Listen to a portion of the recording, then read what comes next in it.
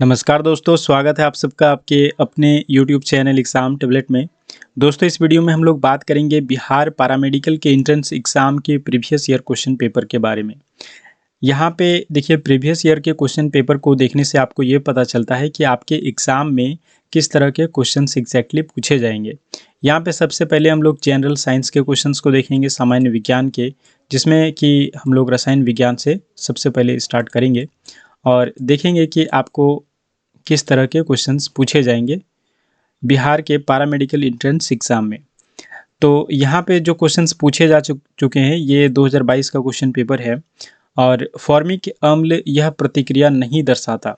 Formic अम्ल यह प्रतिक्रिया नहीं दर्शाता। ऑप्शन ए में हो गया सांद्र H2SO4 से कार्बन मोनोक्साइड का उत्पादन, या फिर टोलेन अभिकर्मक का अपचयन, या फिर ऑप्शन सी में हो गया ऑक्साइम का उत्पाद करना, या फिर ऑप्शन डी में हो गया फेलिंग विलयन का अपचयन। तो यहाँ पे क्वेश्चन में आपको पूछ रहा है कि जो फॉर्मिक एसिड है, यहाँ पे कौन सा रिएक्शन शो नहीं करता है।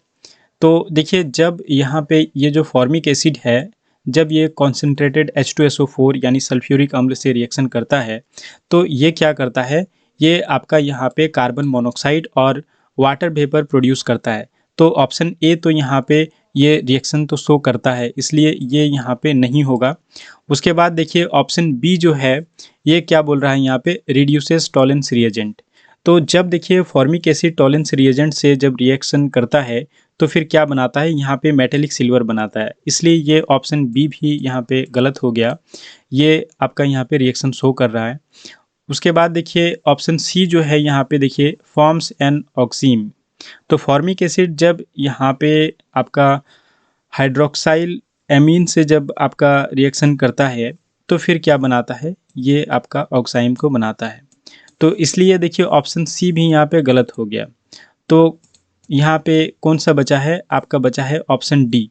तो देखिए ऑप्शन डी में यहाँ पे क्या बोल रहा है कि आपका रिड्यूसेस फेलिन सॉल्यूशन, बोल रहा है कि फॉर्मिक एसिड क्या कर रहा है, रिड्यूस कर दे रहा है कौन सा सॉल्यूशन को, फेलिन सॉल्यूशन को। लेकिन एक्चुअली में ऐसा नहीं होता है। जब फॉर्मिक एसिड फेलिन सॉल्यूशन से क्या करता है, रिएक्ट करता है, तो ये जो फेलिंग सॉल्यूशन है, ये क्या करता है, फॉर्मिक एसिड को ऑक्सीडाइज कर देता है, किसमें, कार्बोनिक एसिड में। तो इसलिए जो यहाँ पे ये ऑप्शन डी है, ये क्या है, ये रिएक्शन शो नहीं होता है। और एग्जैक्टली आपको क्वेश्चन में क्या पूछा गया है, क्वेश्चन में आपको पूछा गया है कि formic acid does not show this reaction.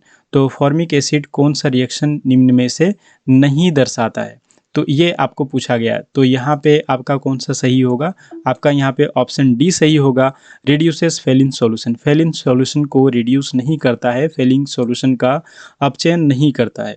तो यहाँ पे आपका जो राइट आंसर हो जाएगा, ये क्या हो जाएगा, ऑप्शन डी। उसके बाद चलिए, जो नेक्स्ट क्वेश्चन है इसको हम लोग देखेंगे। और नेक्स्ट में जो आपका क्वेश्चन है, ये आपको यहाँ पे क्या पूछ रहा है कि which one is a dibasic acid. तो इनमें से कौन सा एक द्विप्रोटी अम्ल है। तो देखिए, द्विप्रोटी अम्ल किसे कहा जाता है, द्विप्रोटी अम्ल उसको हम लोग बोलते हैं जब किसी एसिड को अगर हम लोग वाटर में घोल दें, पानी में अगर हम लोग घोल दें, तो फिर क्या करता है, जब एक एसिड को हम लोग वाटर में घोलेंगे और अगर वह 2 हाइड्रोजन प्लस आयन को क्या करता है, रिलीज करता है, तो फिर उसको हम लोग क्या बोलेंगे, डायबेसिक एसिड बोलेंगे। ठीक है। तो यहाँ पे देखिए, आपका जो HNO3 है, ये आपका क्या है, ये आपका मोनोबेसिक है। उसके बाद देखिए यहाँ पे H3PO4 जो है, ये भी आपका क्या है, ट्राइबेसिक है। उसके बाद देखिए H3PO2 जो है, ये आपका मोनोबेसिक है। और उसके बाद फिर देखिए H3PO3 जो है, ये आपका डाइबेसिक है। मतलब अगर आप H3PO3 को अगर आप वाटर में क्या करेंगे, डिज़ोल्व करेंगे, वाटर से आप इसे रिएक्शन कराएंगे, मतलब डिज़ोल्व करेंगे वाटर में, तो फिर क्या होगा, ये बनाएगा 2 हाइड्रोजन आयन रिलीज करेगा। तो इसलिए इसको क्या बोलेंगे, द्विप्रोटी अम्ल बोलेंगे, है ना। तो उसके बाद जो यहाँ पे आपको नेक्स्ट क्वेश्चन है नंबर 3, इसमें आपको क्या पूछ रहा है कि number of moles of K2Cr2O7 reduced by 1 mole of SN2+ ion is. तो बोल रहा है कि K2Cr2O7 के इतने मोल Sn2+ आयनों के 1 मोल से अपचयित होंगे। मतलब देखिए यहाँ पे क्या है, Sn2+ आयन का 1 मोल है और पूछ रहा है कि K2Cr2O7 के कितने मोल Sn2+ आयनों के 1 मोल को अपचयित कर देंगे, रिड्यूस्ड कर देंगे। तो देखिए यहाँ पे जब आप इसका रिएक्शन कराइएगा और फिर बाद में आप इसे बैलेंस कीजिएगा तो फिर आपको क्या निकल के आएगा, आपका जो आंसर निकल के आएगा ये आपको आएगा 1/3। यहाँ पे देखिए 1/3 K2Cr2O7 के मोल जो होंगे वो Sn2+ आयनों के 1 मोल से अपचयित हो जाएंगे।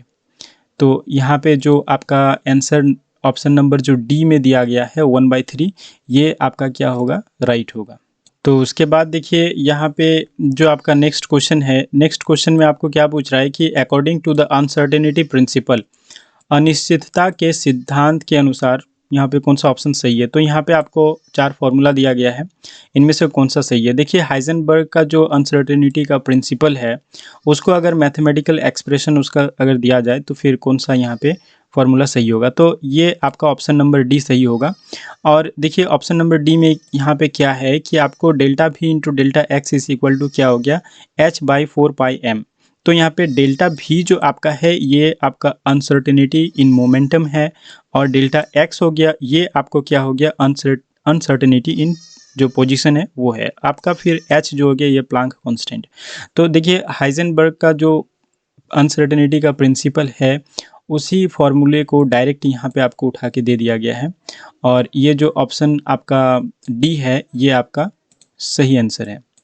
तो उसके बाद जो आपका यहाँ पे नेक्स्ट क्वेश्चन है, नेक्स्ट क्वेश्चन आपको क्या पूछ रहा है कि which one is correct according to the Aufbau principle. तो अफबाउ का जो सिद्धांत है उसके अनुसार यहाँ पे कौन सा सही है। देखिए यहाँ पे आपको जो 4 ऑप्शन दिए गए हैं ये आपका जो इलेक्ट्रॉन फीलिंग होता है, जो सबसेल होते हैं एनर्जी के जो ऑर्बिटल्स होते हैं, इसमें देखिए यहाँ पे आपको कौन सा ऑर्बिटल में सबसे पहले इलेक्ट्रॉन फील होगा।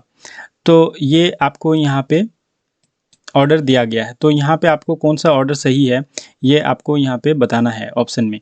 तो देखिए अफबाउ का जो प्रिंसिपल है उसके अकॉर्डिंग क्या बोलता है, अफबाउ का प्रिंसिपल क्या बोलता है कि जो इलेक्ट्रॉन है वो सबसे पहले कहाँ पे फील होते हैं, जो लोएस्ट एनर्जी ऑर्बिटल्स होते हैं उसमें फील होते हैं और उसके बाद फिर क्या होते हैं, जो हायर एनर्जी ऑर्बिटल होते हैं उसमें फील होते हैं। तो इसका एक ऑर्डर है। तो इसी ऑर्डर में आपको अगर देखा जाए तो यहाँ पे कौन सा ऑप्शन सही होगा, ऑप्शन डी आपको सही होगा 4p और उसके बाद देखिए 5s, उसके बाद 4d, उसके बाद आपको 5p का जो ऑर्बिटल है इसमें जो इलेक्ट्रॉन्स है वो फील होंगे। तो यहाँ पे इसका ऑर्डर है, जैसे आप 1s 2s 2p 3s 3p 4s 3d, उसके बाद फिर 4p 5s 4d और उसके बाद देखिए आपका 5p, इस तरीके से आपको क्या सो ऑन आपको होते जाएगा। तो जो यहाँ पे आपका करेक्ट जो ऑर्डर है जो इलेक्ट्रॉन फीलिंग का, ये आपको ऑप्शन डी में दिए गए हैं। 4p उसके बाद आपका 5s उसके बाद 4d उसके बाद 5p है। तो आपका ऑप्शन जो डी है ये आपका सही है।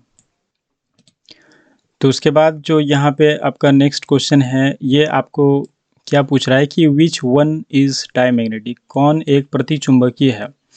तो यहाँ पे आपको ऑप्शन ए में दिया हुआ है मैग्नीशियम ऑक्साइड, उसके बाद कॉपर का 2+ आयन दिया हुआ है टाइटेनियम ऑक्साइड और फिर यहाँ पे O2 दिया हुआ है। तो देखिए डायमैग्नेटिक सबस्टांस जो होते हैं, प्रतिचुंबकीय जो सबस्टांस होते हैं, वैसे सबस्टांस होते हैं जिसमें कि इलेक्ट्रॉन क्या होते हैं, पेयर्ड होते हैं और जिसमें कि नेट जो मैग्नेटिक फील्ड होता है वो क्या होता है, नेट मैग्नेटिक फील्ड 0 होता है, नहीं होता है। तो यहाँ पे आपका जो सही जवाब है ये है आपका titanium oxide. Option number C में जो दिया गया है ये आपका यहाँ पे सही जवाब है। TiO2 टाइटेनियम ऑक्साइड जो है ये एक क्या है, डायमैग्नेटिक सबस्टांस है। चलिए उसके बाद जो यहाँ पे आपका नेक्स्ट क्वेश्चन है इसको हम लोग देखेंगे।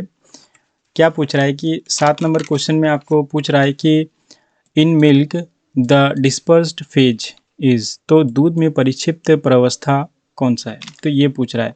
तो देखिए मिल्क जो होता है, दूध जो होता है, ये क्या है, ये एक इमल्सन है। इमल्सन एक कोलाइड का टाइप है। तो इमल्सन में क्या होता है कि लिक्विड क्या होता है, लिक्विड में क्या होता है, यहाँ पे डिस्पर्स्ड होता है, लिक्विड डिस्पर्स्ड होता है लिक्विड में। तो देखिए आपको यहाँ पे जो मिल्क में डिस्पर्स्ड होता है, फैट जो होता है ये किस में डिस्पर्स्ड होता है, ये आपका वाटर में डिस्पर्स्ड होता है। तो देखिए यहाँ पे वाटर भी आपको यहाँ पे ऑप्शन में दिए गए हैं। अगर यहाँ पे डिस्पर्स्ड फेज की जगह डिस्पर्स्ड मीडियम आपको पूछा जाता तो यहाँ पे वाटर सही होता, लेकिन यहाँ पे क्या पूछा गया है, डिस्पर्स्ड फेज। मिल्क में डिस्पर्स्ड जो फेज हैं, परिक्षिप्त प्रवस्था है, ये कौन सा है, तो ये आपको क्या होगा, ऑप्शन ए यहाँ पे सही होगा। आपको मिल्क में जो परिक्षिप्त प्रवस्था है ये आपका है फैट। तो यहाँ पे जो आपका नेक्स्ट क्वेश्चन है इसमें क्या पूछ रहा है कि which one will not give iodoform test, कौन सा मतलब जो कौन एक आयोडोफॉर्म परीक्षण नहीं देगा। यहाँ पे आपको 4 ऑप्शन दिए गए हैं। यहाँ पे फर्स्ट में यहाँ पे आपको है आइसोप्रोपाइल अल्कोहल, उसके बाद फिर हो गया C3H3OH, और उसके बाद फिर हो गया डाइथाइल कीटोन, और उसके बाद फिर ऑप्शन डी में हो गया एसीटोन। तो यहाँ पे कौन सा ऑप्शन यहाँ पे आपको सही है, जो आयोडोफॉर्म टेस्ट नहीं देता है। ठीक है, तो देखिए आयोडोफॉर्म जो टेस्ट है ये चेक करने के लिए किया जाता है कि जो आपको कंपाउंड दिया गया है, एक अननोन अगर कंपाउंड दिया गया है तो उसमें आपको कार्बोनिल जो कंपाउंड है वो प्रेजेंट है या नहीं है, जिसमें कि आपका स्ट्रक्चर क्या रहता है, RCOCH3, और फिर और एक आपका स्ट्रक्चर जो प्रेजेंट रहेगा ये क्या फिर हो गया RCHOH हो गया यहाँ पे, और फिर आपका हो गया CH3।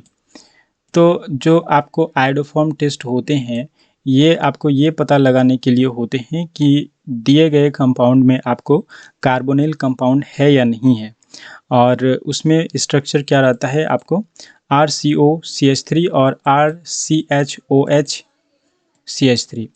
तो देखिए यहाँ पे आपका जो आयोडोफॉर्म टेस्ट नहीं देता है ये आपका कौन सा है, ये आपका है ऑप्शन नंबर सी। जो आपका डाई इथाइल कीटोन है ये क्या करता है, आपको आयोडोफॉर्म जो टेस्ट है इसको नहीं देता है, नहीं दर्शाता है, परीक्षण को नहीं दर्शाता है। तो ये हो गया आपका डाई इथाइल कीटोन। उसके बाद देखिए यहाँ पे आपका नेक्स्ट क्वेश्चन जो है, नेक्स्ट क्वेश्चन आपका बायोलॉजी से है, 9th नंबर क्वेश्चन। यहाँ पे आपको क्या पूछ रहा है कि साइलोसाइबिन इज, तो साइलोसाइबिन क्या है। तो देखिए साइलोसाइबिन आपको ऑप्शन ए में हो गया हेल्यूसिनोजन, उसके बाद बी में हो गया ओपिएट, और ऑप्शन सी में हो गया स्टिमुलेंट, और ऑप्शन डी में हो गया डिप्रेसेंट। तो देखिए यहाँ पे आपको साइलोसाइबिन जो है ये एक तरह का क्या है, साइकोडेलिक कंपाउंड है, और ये आपको एक मशरूम में पाया जाता है जिसको नॉर्मली क्या नाम से जाना जाता है, मैजिक मशरूम के नाम से जाना जाता है, जिसमें ये साइलोसाइबिन पाया जाता है नेचुरली। और इसका प्रॉपर्टी क्या है, इसका प्रॉपर्टी है आपका हेल्यूसिनोजन का। आपके दिमाग में अगर आप साइलोसाइबिन अगर आप कंज्यूम करते हैं, खाते हैं, या फिर इनडायरेक्टली अगर आप मैजिक मशरूम खाते हैं तो फिर आपको क्या होगा, हेल्यूसिनोजन होगा आपके ब्रेन में।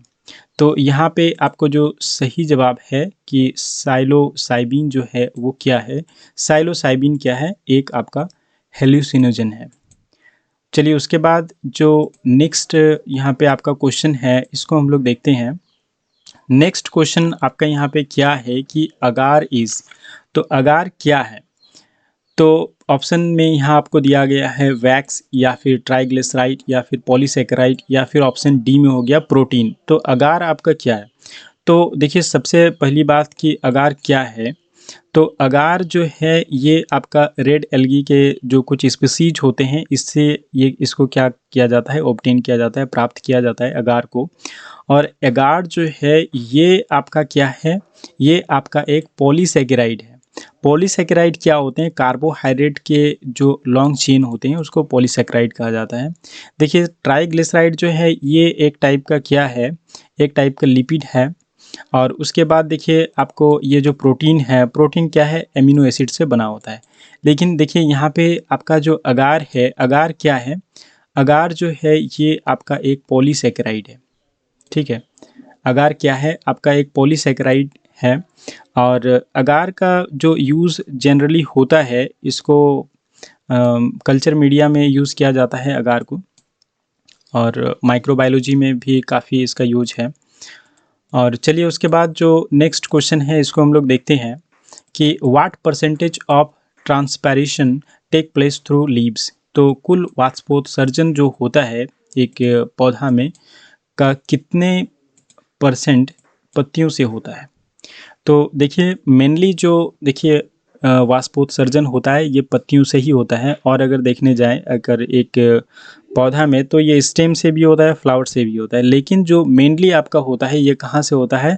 आपके पत्तियों से होता है। पेड़ पौधे की जो पत्तियाँ होती हैं वहाँ से ये ट्रांसपिरेशन होता है, जिससे वो क्या करते हैं, पत्तियों से वाटर लॉस करते हैं। और इसके लिए क्या होता है, उसमें पत्तियों में छोटे छोटे छिद्र होते हैं जिसको स्टोमाटा बोलते हैं, वहाँ से ये क्या होता है, वाष्पोत्सर्जन होता है। और वाष्पोत्सर्जन का 80 to 90% जो होता है वो कहाँ से होता है? ये पत्तियों से ही होता है। तो यहाँ पे आपको ऑप्शन में यहाँ पे आपका 90% दिया गया है ऑप्शन, तो ऑप्शन जो ए है यहाँ पे आपका क्या होगा? सही होगा।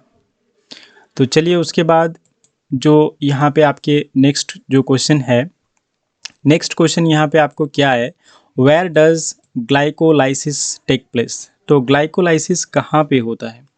तो सबसे पहली बात कि ग्लाइकोलाइसिस क्या है? तो देखिए ग्लूकोज का यहाँ पे अगर ब्रोकन डाउन हो पायरुवेट में, तो ये जनरली होता है एनर्जी को प्रोड्यूस करने के लिए। तो ये आपको कहाँ पे होता है? ग्लाइकोलाइसिस क्या है कि ग्लूकोज को अगर पायरुवेट में टूटता है तो इसी को ग्लाइकोलाइसिस बोलते हैं, अगर सिंपल लैंग्वेज में समझे तो यहाँ पे ऑप्शन आपको दिया गया है एंडोप्लाज्मिक रेटिकुलम का, या फिर ऑप्शन बी में हो गया आपका माइटोकॉन्ड्रिया, या फिर ऑप्शन सी में हो गया गोल्जी, जो गोल्जी एपार्चस होते हैं, या फिर ऑप्शन डी में हो गया साइटोप्लाज्म।